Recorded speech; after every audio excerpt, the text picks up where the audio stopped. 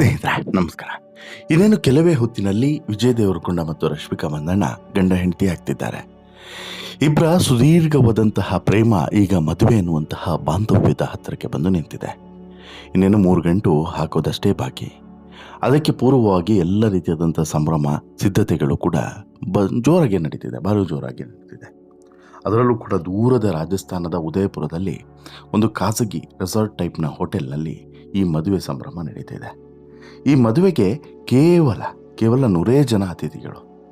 ಆ 100 ಜನ ಅತಿಥಿಗಳು ಯಾರು, ಅದು ವೆರಿ ಇಂಟ್ರೆಸ್ಟಿಂಗ್. ಹಾಗೆಯೇ ಕನ್ನಡ ಇಂಡಸ್ಟ್ರಿಯಿಂದ ಯಾರನ್ನ ರಶ್ಮಿಕಾ ಮಂದಣ್ಣ ಇನ್ವೈಟ್ ಮಾಡಿದ್ದಾರೆ, ವಿಜಯ್ ದೇವರಕೊಂಡ ಬಿಡಲಿ, ಅಟ್ಲೀಸ್ಟು ರಶ್ಮಿಕಾ ಮಂದಣ್ಣ ಯಾರನ್ನು ಇನ್ವೈಟ್ ಮಾಡಿದ್ದಾರೆ, ಆಕೆಗೆ ಅವಕಾಶವನ್ನು ಕೊಟ್ಟು ಇವತ್ತು ರಶ್ಮಿಕಾ ಮಂದಣ್ಣ ಯಾರು ಅಂತೇಳಿ ಗುರುತಿಸಿದಂಥ ನಟಿಯರಿಗೆ ಅಥವಾ ನಿರ್ದೇಶಕರಿಗೆ, ಆ ಇಡೀ ತಂಡಕ್ಕೆ ಇನ್ವಿಟೇಷನ್ ಬಂದಿದೆಯಾ?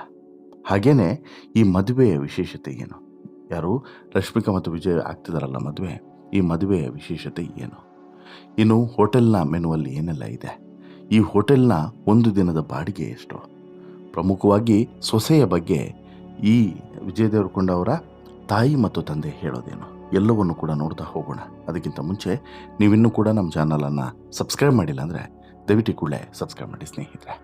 ಹೌದು, ಬಹು ನಿರೀಕ್ಷಿತ ವಿಜಯ್ ದೇವರಕೊಂಡ ಮತ್ತು ರಶ್ಮಿಕಾ ಮಂದಣ್ಣ ಅವರ ಮದುವೆ ಕೊನೆಗೂ ಕೂಡ ಆಗ್ತಿದೆ. ಈಗಾಗಲೇ ರಕ್ಷಿತ್ ಶೆಟ್ಟಿಗೆ ಕೈ ಕೊಟ್ಟಂಥ ರಶ್ಮಿಕಾ ವಿಜಯ್ಗೂ ಕೂಡ ಕೈ ಕೊಡೋದ್ರಲ್ಲಿ ಡೌಟೇ ಇಲ್ಲ ಅನ್ನುವಂತಹ ಅನುಮಾನಗಳು ಇತ್ತು. ಈಗಿದ್ರೂ ಕೂಡ ಒಂದಷ್ಟು ಅಭಿಮಾನಿಗಳ ಕಾಯುವಿಕೆ ಕೊನೆಗೂ ಕೂಡ ಅಂತ್ಯ ಕಂಡಿದೆ. ಹಲವು ವರ್ಷಗಳಿಂದ ತಮ್ಮ ಪ್ರೇಮ ಕಥೆಯನ್ನು ಗುಟ್ಟಾಗಿ ಇಟ್ಕೊಂಡಿದ್ದಂಥ ರಶ್ಮಿಕಾ ಮತ್ತು ವಿಜಯ್ ಈಗ ಮದುವೆಯನ್ನು ಆಗೋದಕ್ಕೆ ಕೆಲವು ಕ್ಷಣಗಳು ಬಾಕಿ ಉಳಿಸ್ಕೊಂಡಿದ್ದಾರೆ. ರಾಜಸ್ಥಾನದ ಉದಯಪುರದ ಖಾಸಗಿ ಹೋಟೆಲ್ನಲ್ಲಿ 26ನೇ ತಾರೀಕು ಅದ್ದೂರಿಯಾಗಿ ಈ ಮದುವೆ ನಡೀತಾ ಇದೆ. ಈ ಮದುವೆಯ ಸ್ಥಳದಲ್ಲಿ 3 ಹಂತದ ಭದ್ರತೆಯನ್ನು ಕೂಡ ಏರ್ಪಡಿಸಲಾಗಿದೆ. ಸ್ಥಳೀಯ ಪೊಲೀಸರು, ಹೈದರಾಬಾದ್ನ ವಿಶೇಷ ತಂಡ ಹಾಗೂ ಅಂತಾರಾಷ್ಟ್ರೀಯ ಭದ್ರತೆಯ ನಡುವೆ ರಶ್ಮಿಕಾ ಮತ್ತು ವಿಜಯ್ ಮದುವೆ ಸಮಾರಂಭ ನಡೆಯಲಿದೆ. ಮದುವೆಗೆ ಸಂಬಂಧಿಸಿದಂಥ ಪ್ರತಿಯೊಂದು ಸಣ್ಣ ವಿಚಾರಗಳನ್ನು ಕೂಡ ರಹಸ್ಯವಾಗಿ ಇಡೋದಕ್ಕೆ ಈ ಜೋಡಿ ನಿರ್ಧರಿಸಿದೆ. ಅರಾವಳಿ ಬೆಟ್ಟಗಳ ನಡುವೆ ಇರುವಂಥ ಖಾಸಗಿ ಹೋಟೆಲ್ನಲ್ಲಿ ಈ ಅದ್ಧೂರಿ ಮದುವೆಯ ಸುಂದರವಾದಂಥ ಸೆಟ್ಟನ್ನು ಹಾಕಲಾಗಿದೆ. ಈ ಮದುವೆಯ ಕಾನ್ಸೆಪ್ಟ್ಗೆ ವಿರೋಶ್ ಅನ್ನುವಂತಹ ಒಂದು ಮದುವೆ ಅನ್ನುವಂತಹ ಒಂದು ಹೆಸರನ್ನು ಕೂಡ ಇಡಲಾಗಿದೆ, ದಿ ವೆಡ್ಡಿಂಗ್ ಆಫ್ ವಿರೋಶ್ ಅಂತೇಳಿ. ಈಗಾಗಲೇ ಫೆಬ್ರವರಿ 24ರಿಂದನೇ ಇವರ ಮದುವೆಯ ಸಂಭ್ರಮ ಶುರುವಾಗಿದೆ. ಮೆಹಂದಿ, ಹಳದಿ, ಸಂಗೀತು, ಹೀಗೆ ಒಂದಲ್ಲ ಎರಡಲ್ಲ ಸಂಭ್ರಮಗಳ ಮದುವೆ ಇದು. ಈ ಮದುವೆ ಪೂರ್ವ ಕಾರ್ಯಕ್ರಮಗಳಲ್ಲಿ ಕುಟುಂಬದ ಸದಸ್ಯರು ಮತ್ತು ಕೆಲವು ಆಪ್ತರು ಮಾತ್ರ ಭಾಗವಹಿಸಿದ್ದಾರೆ. ಅಲ್ಲದೆ ಮದುವೆಗೆ ಬರುವಂಥ ಅತಿಥಿಗಳಿಗೆ ಜಪಾನೀಸ್ ಖಾದ್ಯಗಳನ್ನು ಕೂಡ ತಯಾರಿಸಿರೋದು ಮತ್ತೊಂದು ವಿಶೇಷ. ಇನ್ನು ವರದಿಗಳ ಪ್ರಕಾರ ಸಂಪೂರ್ಣ ಗೌಪ್ಯತೆಯನ್ನು ಕಾಪಾಡಿಕೊಳ್ಳೋದಕ್ಕೋಸ್ಕರ ಮದುವೆಯ ಸಮಯದಲ್ಲಿ ಕಟ್ಟುನಿಟ್ಟಾಗಿ ಫೋನ್ ಬಳಕೆಯನ್ನು ನಿಷೇಧ ಮಾಡಲಾಗಿದೆಯಂತೆ. ಮದುವೆಗೆ ಕೇವಲ 100 ಅತಿಥಿಗಳನ್ನು ಆಹ್ವಾನಿಸಿದ್ದಾರಂತೆ. ಇನ್ನುಳಿದಂಥವರಿಗೆ ಮಾರ್ಚ್ 4ರಂದು ಹೈದರಾಬಾದ್ನಲ್ಲಿ ರಿಸೆಪ್ಷನ್ ಇಟ್ಟಿದ್ದಾರಲ್ಲ, ಅಲ್ಲಿಗೆ ಇನ್ವೈಟ್ ಮಾಡಿದ್ದಾರೆ. ಈ 50 ಯಾರು? ಒಂದು 50 ಈ ಹುಡುಗನ ಕಡೆಯಿಂದ, 50 ಗಂಡಿನ ಕಡೆಯಿಂದ, ಅಲ್ಲಿಗೆ 100 ಜನ ಆಯಿತು. 100 ಜನರ ನಡುವೆ ಈ ಮದುವೆ ನಡೆಯಲಿದೆ ಅನ್ನುವಂಥದ್ದು ಪ್ರಮುಖವಾದಂತಹ ಸಂಗತಿ. ಇನ್ನು ಈ ಮದುವೆ ನಡೀತಿದೆಯಲ್ಲ, ಮದುವೆ ನಡೀತಿರುವಂತಹ ಈ ಹೋಟೆಲ್, ಐಷಾರಾಮಿ ಹೋಟೆಲ್ ಇದೆಯಲ್ಲ, ಇದು ಒಂದು ರೀತಿಯಲ್ಲಿ ವಿಶೇಷವಾದಂತಹ ಹೋಟೆಲ್.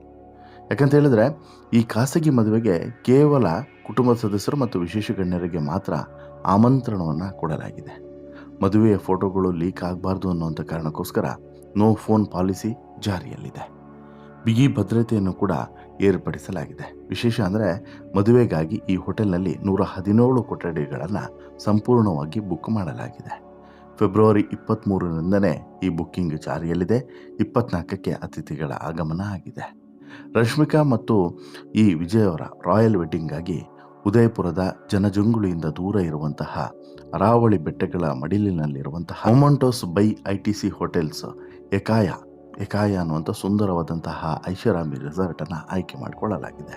ಹಚ್ಚ ಹಸಿರಿನ ನಡುವೆ ಈ ಪ್ರಾಪರ್ಟಿ ಸಿಟಿ ಲೈಫ್ನಿಂದ ದೂರವಿದ್ದು ಅತ್ಯಂತ ಪ್ರಶಾಂತವಾದಂಥ ಪರಿಸರವನ್ನು ಹೊಂದಿದೆ. ಇನ್ನು ಈ ತಾರಾ ಜೋಡಿಯ ಮದುವೆ ಸುದ್ದಿ ಹೊರಬಂದಂಥ ಬೆನ್ನಲ್ಲೇ ಮದುವೆ ಆಗ್ತಿರುವಂಥ ಐಷಾರಾಮಿ ಹೋಟೆಲ್ನ ಬಗ್ಗೆ ಕುತೂಹಲಗಳು ಕೂಡ ಹೆಚ್ಚಾಗಿದ್ದಾವೆ. ಸಾಮಾನ್ಯವಾಗಿ ಪ್ರವಾಸಿಗರು ಈ ಐಷಾರಾಮಿ ಹೋಟೆಲ್ನಲ್ಲಿ ವಾಸ್ತವ್ಯ ಹೂಡೋದಕ್ಕೆ ಇಚ್ಛಿಸ್ತಾರೆ. ಭಾರೀ ಮೊತ್ತವನ್ನೇ ಇಲ್ಲಿ ಈ ವಾಸ್ತವ್ಯಕ್ಕೆ ತೆರಬೇಕಾಗ್ತದೆ.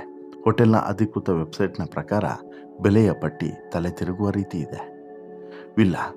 ವಿಲ್ಲಾ 4 ಜನ ಉಳಿಯಬಹುದಾದಂಥ ವಿಲ್ಲಾ, 45 ಚದರ ಮೀಟರ್ ವಿಸ್ತೀರ್ಣವುಳ್ಳಂಥ ವಿಲ್ಲಾ.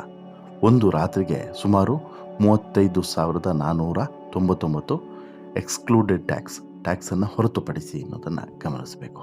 ಇನ್ನು ಸೂಟ್ ರೂಮನ್ನು ನೀವು ತೆಗೆದುಕೊಂಡ್ರೆ ಪರ್ಸನಲ್ ಸ್ವಿಮ್ಮಿಂಗ್ ಪೂಲ್ ಮತ್ತು ಸುಂದರವಾದಂತಹ ಗೆಜೋಬೋ ಹೊಂದಿರುವಂಥ ಅತ್ಯಂತ ಐಷಾರಾಮಿ ಸೂಟ್ನ ಬೆಲೆ ಒಂದು ರಾತ್ರಿಗೆ ಬರೋಬ್ಬರಿ 71,499 ರೂಪಾಯಿ, ಅದು ಕೂಡ ತೆರಿಗೆಯನ್ನು ಹೊರತುಪಡಿಸಿ. ಬಹಳ ದಿನಗಳಿಂದ ಇವರ ಪ್ರೀತಿಯ ಬಗ್ಗೆ ಹರಿದಾಡ್ತಿದ್ದಂಥ ಗುಸುಗುಸು ಸುದ್ದಿಗಳಿಗೆ ಈ ಐಷಾರಾಮಿ ವಿಲ್ಲಾ ಅಥವಾ ರೆಸಾರ್ಟ್ ಈಗ ತೆರೆಯನ್ನು ಎಳೆಯುವಂಥ ಕೆಲಸವನ್ನು ಮಾಡಲಿದೆ ಗುರುವಾರ. ಇನ್ನು ಕನ್ನಡದಿಂದ ಕೆಲವು ಜನರಿಗೆ ಮಾತ್ರ ಇನ್ವಿಟೇಷನ್ ಹೋಗಿದೆ. ಅದರಲ್ಲಿ ಆಶಿಕಾ ರಂಗನಾಥ್ ಅವ್ರಿಗೂ ಕೂಡ ಇನ್ವಿಟೇಷನ್ ಹೋಗಿದೆ. ಅವರು ಈ ಮದುವೆಗೆ ಹೋಗ್ತಾ ಇದ್ದಾರೆ ಅನ್ನುವಂತಹ ಮಾಹಿತಿ ಕೂಡ ಸಿಗ್ತಾ ಇದೆ. ಇನ್ನು ಇವರನ್ನು ಗುರುತಿಸಿ ಇವತ್ತು ರಶ್ಮಿಕಾ ಮಂದಣ್ಣ ಅಂತೇಳಿ ಪರಿಚಯಿಸಿದಂತಹ ಯಾವುದೇ ಕಲಾವಿದರಿಗೆ ಅಥವಾ ತಂಡದ ತಂತ್ರಜ್ಞರಿಗೆ ಸದಸ್ಯರಿಗೆ ಇನ್ವಿಟೇಷನ್ ಕೊಟ್ಟಿಲ್ಲ ಅನ್ನೋದನ್ನು ಗಮನಿಸಬೇಕು. ರಕ್ಷಿತ್ ಆಗಿರ್ಬೋದು, ರಿಷಬ್ ಆಗಿರ್ಬೋದು, ಇವರ ಇಡೀ ಟೀಮ್ ಆಗಿರ್ಬೋದು, ಯಾರಿಗೂ ಕೂಡ ಕೊಟ್ಟಿಲ್ಲ ಅಂತೇಳಿ. ಇನ್ನು ಸಾಕಷ್ಟು ಸಿನಿಮಾಗಳಲ್ಲಿ ಅವಕಾಶ ಕೊಟ್ಟಂತಹ ಕಲಾವಿದರಿಗೂ ಕೂಡ ಅಥವಾ ಇವರ ಒಂದು ಟೀಮ್ ಏನಿತ್ತು ನೋಡಿ, ಆ ಟೀಮ್ಗೂ ಕೂಡ ಇನ್ವಿಟೇಷನ್ ಹೋಗಲಿಲ್ಲ. ಹಾಗೆಯೇ ನಿರ್ದೇಶಕರು, ನಿರ್ಮಾಪಕರಿಗೂ ಕೂಡ, ಬೇರೆ ಸಿನಿಮಾದ ನಿರ್ಮಾಪಕರು, ನಿರ್ದೇಶಕರಿಗೂ ಕೂಡ ಕೊಟ್ಟಿಲ್ಲ ಇನ್ವಿಟೇಷನ್ ಅನ್ನೋದು ಗೊತ್ತಾಗಿದೆ. ಹೈದರಾಬಾದ್ನಲ್ಲಿ ನಡೆಯುವಂಥ ರಿಸೆಪ್ಷನ್ನ ಇನ್ವಿಟೇಷನನ್ನು ಒಂದಷ್ಟು ಜನ ಕನ್ನಡದ ಇಂಡಸ್ಟ್ರಿಯವರಿಗೆ ಕೊಟ್ಟಿದ್ದಾರೆ, ಬಟ್ ಬಹು ಕಡಿಮೆ.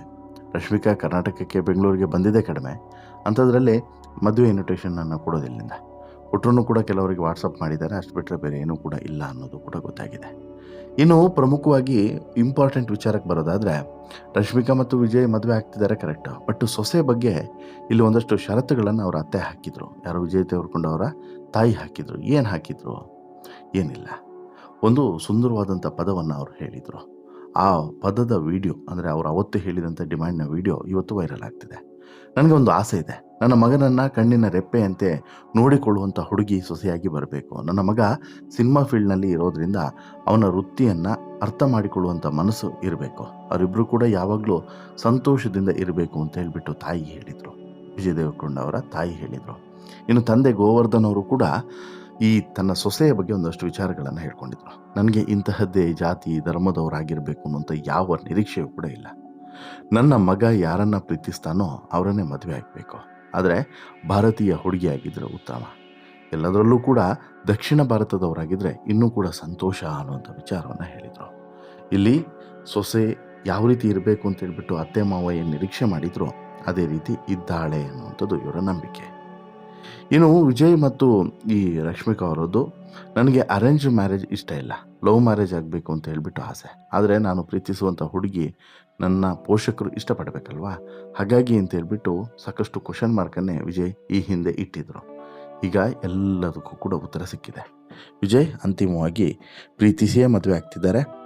ಪ್ರೀತಿಸಿ ತನ್ನ ತಾಯಿ ಮತ್ತು ತಂದೆ ಇಬ್ಬರಿಗೂ ಕೂಡ ಇಷ್ಟ ಆಗುವಂಥ ಹುಡುಗಿಯನ್ನೇ ಮದುವೆ ಆಗ್ತಿದ್ದಾರೆ. ಕಾರಣ ಏನು ಅಂತ ಹೇಳಿದ್ರೆ ನಿಮ್ಗೆ ಗೊತ್ತಲ್ವ, ಕಳೆದ 3-4 ವರ್ಷಗಳಿಂದ ರಶ್ಮಿಕಾ ಮತ್ತು ವಿಜಯ್ ಅವರ ಫ್ಯಾಮಿಲಿ ತುಂಬ ಕ್ಲೋಸ್ ಇದೆ.